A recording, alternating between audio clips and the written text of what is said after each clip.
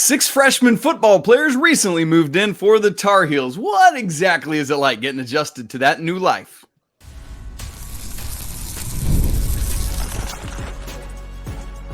You are Locked On Tar Heels, your daily podcast on the UNC Tar Heels. Part of the Locked On Podcast Network, your team every day. Hey there, what's up? It's Saturday, June 8th, 2024. Welcome into the Locked On Tar Heels podcast, the only daily North Carolina show out there.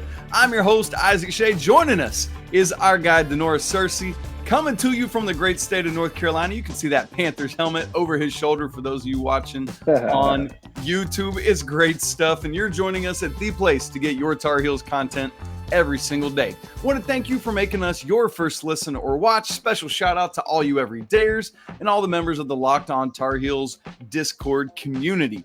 Coming up on the show today, we're going to be talking about what it's like to get moved in the summer, get adjusted to that college life, to school, to football, all of that, playing catch up with the early enrollees and how you get to their level. And then also, this is a big recruiting weekend for the Tar Heels. 11 players on official visits this weekend. So we're going to unpack what are those conversations like for Mack Brown and the staff. So, Sirs, 6 freshmen just recently moved in. In fact, Jeremy sent out an email the other day that they're going to all be available for a press conference this coming Monday. So keep your eyes out for that, folks. But just to name them off real quick, linebacker Evan Bennett, defensive lineman Leroy Jackson, linebacker Cruz Law, offensive lineman Luke Masterson, kicker Lucas Osada, and defensive lineman Peter Pesansky, with probably the coolest last name of the group. So, sir, man, this is something you have been through. And so we want to unpack, first off, the logistics of it. And then here in a minute, in the second segment, I'm excited to let you just share some of the stories and personal experiences you had. But just at a big picture level, before we get to that football side of things, how is it for these guys? What are they going through? Getting adjusted, moving in, saying bye to mom and dad, registering for classes, all that kind of stuff. Well, it's nerve-wracking for one. It's excitement and it's nerve-wracking because you're stepping away from you're getting ready to transition from being around your parents 24/7, man. I know. Especially me, I was being a Georgia kid and going to school 6 hours away from home, man. It was a big change. I was going from being able to come home every day to see my siblings and my parents to not seeing them at all. Coming up here, it was excitement because it was a brand new chapter. But in the back of my mind, it was like, man, I'm gonna be by myself. You know what I'm saying? So for these guys, I know a couple of them nowadays they can reach out to each other more on social media. So when they're enrolling, the guys that are already here or guys that are part of their recruiting class, they typically have a pretty good feel for each other. That's why a lot of guys want to room with each other when they come to college. So it's a good similarity. It's a good some of these guys play 7-on-7 with each other during the summer. Some of these guys have known each other for the past 3-4 years from football camps and things of that nature. So coming up here getting adjusted has changed over the years. I know when I was coming to college, the only time I saw other guys in my my recruit class was when I came up here for unofficial visits, a couple of football camps. If they was big time recruits like myself, I saw them at scout.com camps and Nike camps and things of that nature. But at the time, I would see them at the scout and the Nike camps when none of us really committed. So everybody, I was just really, really following up with guys I had read about in magazines or guys who I had seen on the TV from being 4 or 5 star recruits like myself. So it was good. It was finally good to put pictures with faces when I saw them. A lot of guys who you see them in the pictures, they mean mugging the cameras and whatnot, and then you see them in person, they all smiles and giddy, and I'm like, "Dad, these guys are nothing like their pictures." So it was pretty cool. It was pretty eye opening. Everybody's humble because we all coming to start over again.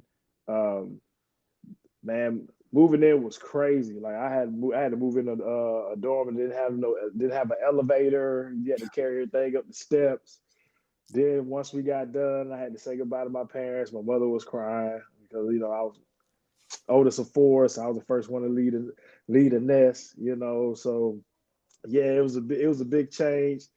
It was a blast. It was the land of unknowing how I was going to react to guys who was already on the team, how guys who was on their sophomore, junior year was going to react to me as a freshman coming in. A lot of guys had questions. Me being from Atlanta, some of the guys had never been to Atlanta at that time. They asked me a whole bunch of questions about how is it down there, how's the city, do people really skate as much as they seen in the movies and whatnot? And I'm like, yeah, it's very true.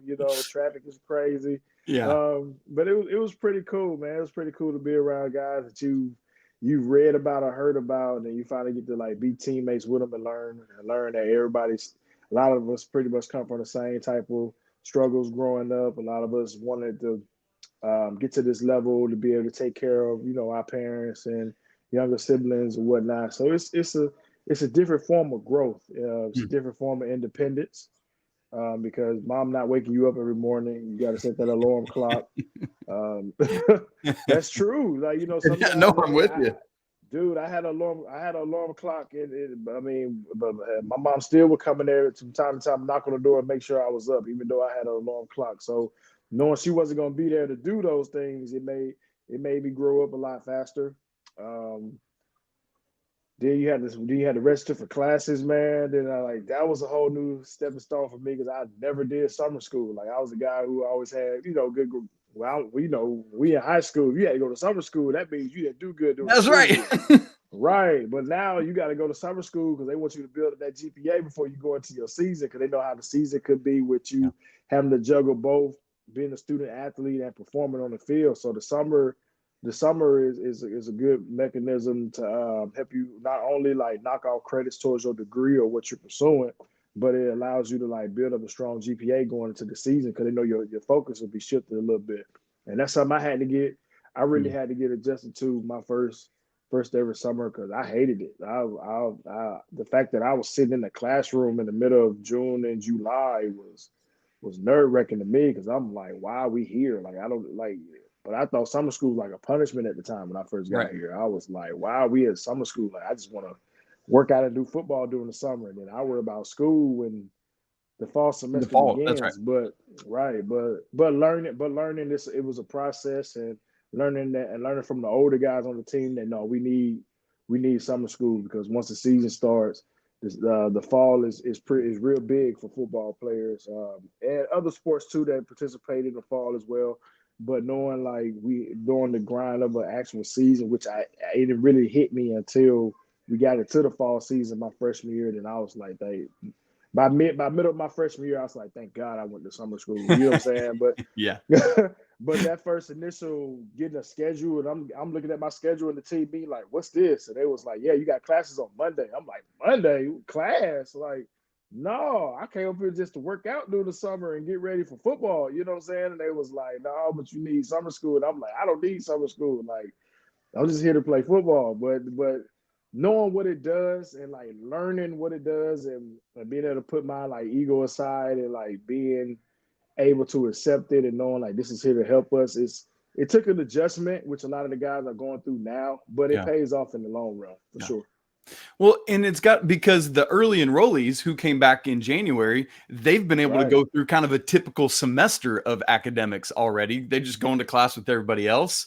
And then the rest of the general, incoming freshman populace, they don't start coming until the fall. And so you're like, as a summer enrollee, you're kind of in this weird middle ground that you got to learn to do school outside of the normal parameters of a semester. That's got to be just super weird to get adjusted to. Absolutely, man. Like you said, it can be. I remember at one point I was sitting in class and it was like Tuesday, and I'm like, it was a Tuesday, dude, and I'm like, dude, I normally right now I would be skating or fishing or doing something else other than sitting in the class. Like, what is this, And then like I had a chance to enroll in January when I was coming out, but I didn't want to because I knew once I got to college it was all business, it was all major responsibilities in the job, and then I wanted to enjoy my last semester of just being a teenager. Like I had already finished all my credits to graduate and whatnot. So all I was doing that second semester, my senior year, was just working out, working out, lifting weights during school hours, conditioning with the track team at the end of the day, and then going home and just relaxing, and just enjoying being around friends, because I knew I was going on to do better things and going on to pursue a different career as far as going off to college and whatnot. Wasn't too sure where my friends was going to end up at the time, because some of them still getting recruited. Some of them had already decided on what school they was going to, but they wasn't going to school to play no more football. So that pretty much their football careers was over after our senior year of high school. But it was about 4 of us that continued playing football once we got to college. But I just wanted to enjoy my time with them. I know these days kids want to come in and get a jump on as soon as possible, especially with the NIL deals and whatnot. They want to be able to start making income as soon as possible, come up here, start and get a feel for the team.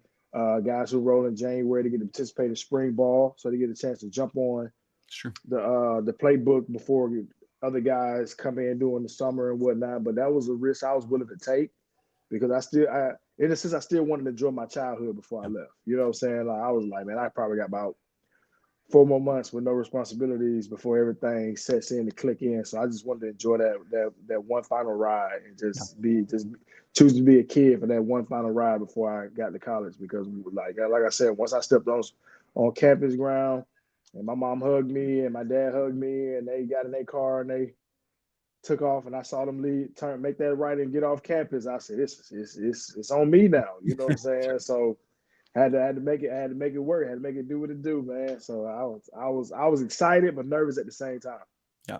And as we know now, at around, like, I am 40, and as we know at this point in life, it's just never the same as it was in high school. You literally never get that back. And so, man, I love that you took the opportunity to enjoy those last several months. And let's be honest, it didn't hurt you all that bad, my man, making it all the way to the NFL and doing you and getting everything done right.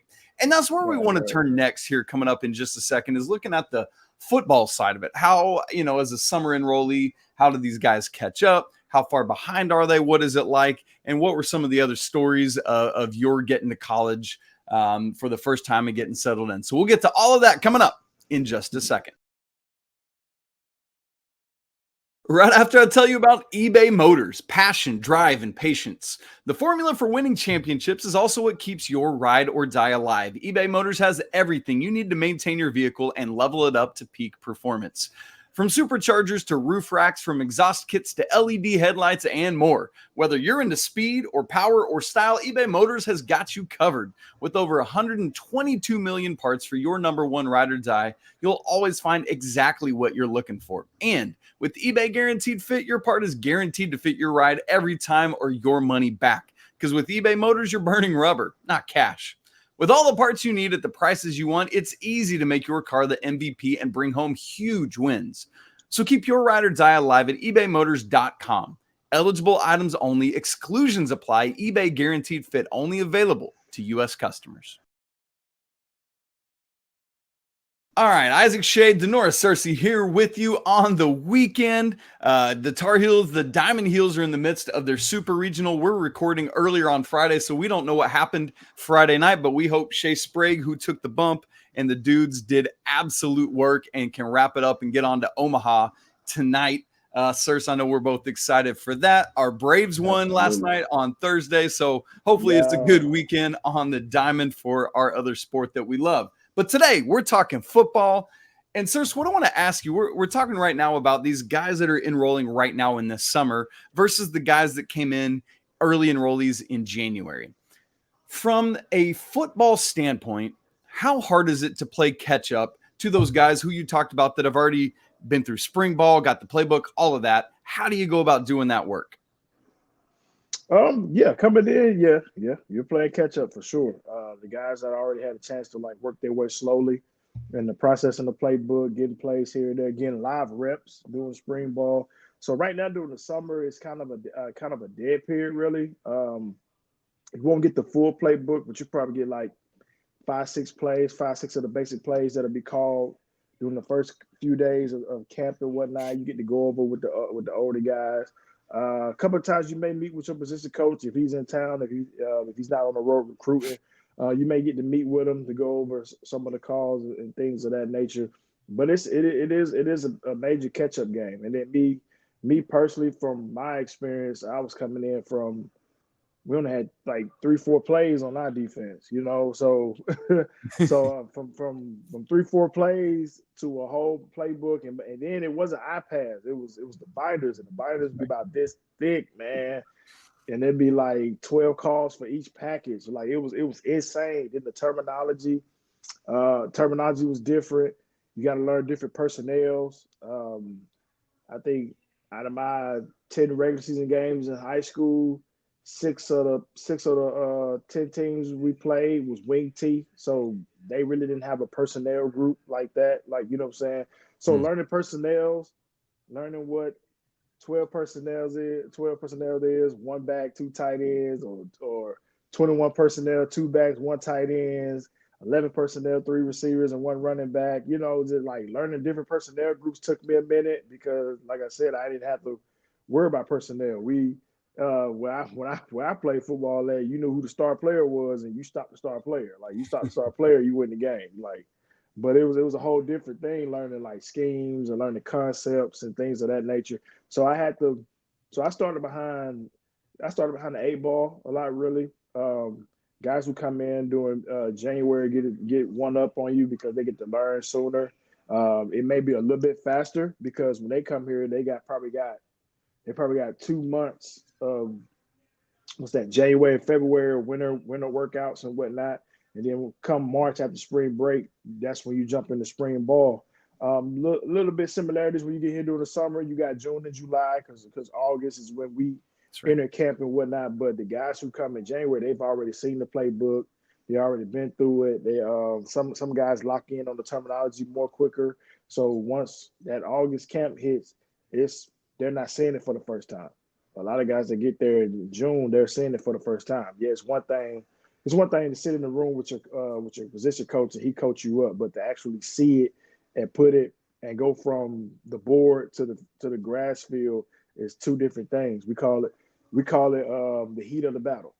So like when you're in a cool air conditioned classroom, everything is simple. Coach going over things. You're taking your notes and whatnot. You're seeing it on the board, or you're seeing it. Rather he written on the board, or he's showing you cut ups on the screen. It's different from being out there live, and now you got the dead sun beaming down on you. You got dragonflies about this big flying and buzzing around you. You got this other 5-star recruit you're going against. You got this other guy. He's got this veteran, what we call it, guys who are like sophomores, juniors, and seniors who have been in the system already. They're already ahead of you, so you don't want to make them mad. But you also want to prove like I was recruited for a reason. So that's the main thing. Just finding your level of comfort and being able to play through adversity and being able to show that you can handle a playbook. That's all that makes a difference of it, because I know I was chicken with his head cut off when I first got out there because I didn't know what I was doing. All I knew from childhood was see the ball, chase the ball. So the ball in the air, if you can go get the ball, go get the ball. You know what I'm saying? So just learning all the dynamics of it and the X's and O's and the different plays and terminologies and transitions. That was my main focus. That's the things I had to learn coming in and whatnot. And for some of the guys, I mean, these days it's advanced now because a lot of them do so much 7-on-7. They know the terminology, they know concepts, and they know things of that nature.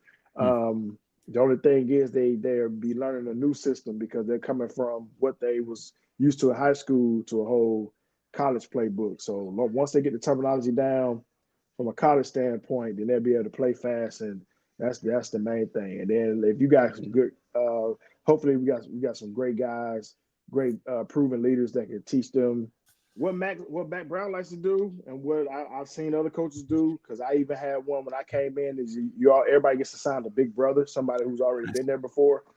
So I was lucky. My two big brothers was Tremaine Goddard and Deontay Williams. And Tremaine was a seasoned vet. Deontay was a guy who was very smart and learned the playbook really fast. He was also a guy that was transitioning from receiver to DB. So yeah, he was a guy that seen both sides of the ball and whatnot. So he was able to teach me and bring me along quickly.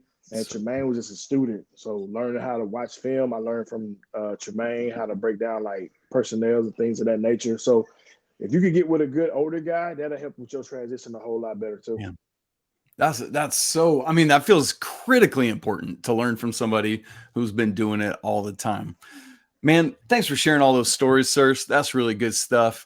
And what we want to do next is not only is this a week where freshmen have come in, it's also a weekend where there's important recruits on campus. And so we want to look at that side of it too, how you go about handling those conversations, keeping the guys that are already committed and reeling in some others who aren't. We'll get to that conversation in just a second.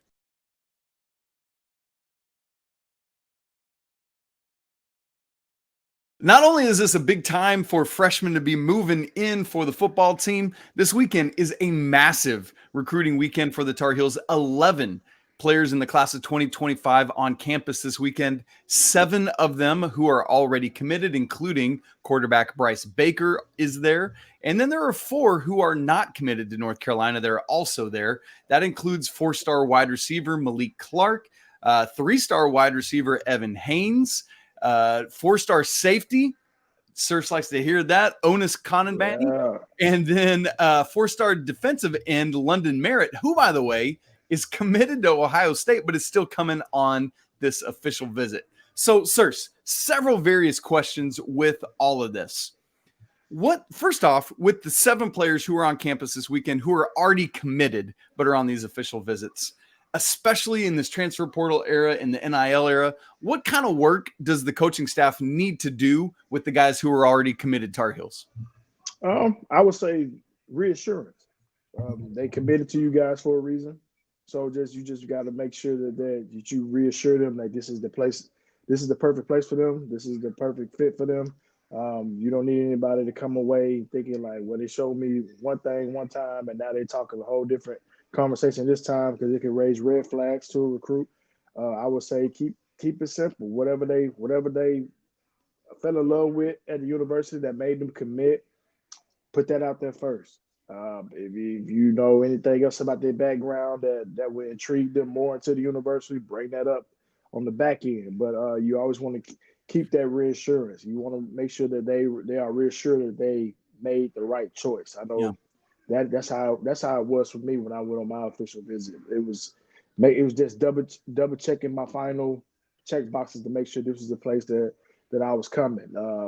For the guys who are committed somewhere else but still want to come and visit, they're on the fence. So obviously, even though they're committed, they still want to come check it out to make sure they're making the right choice.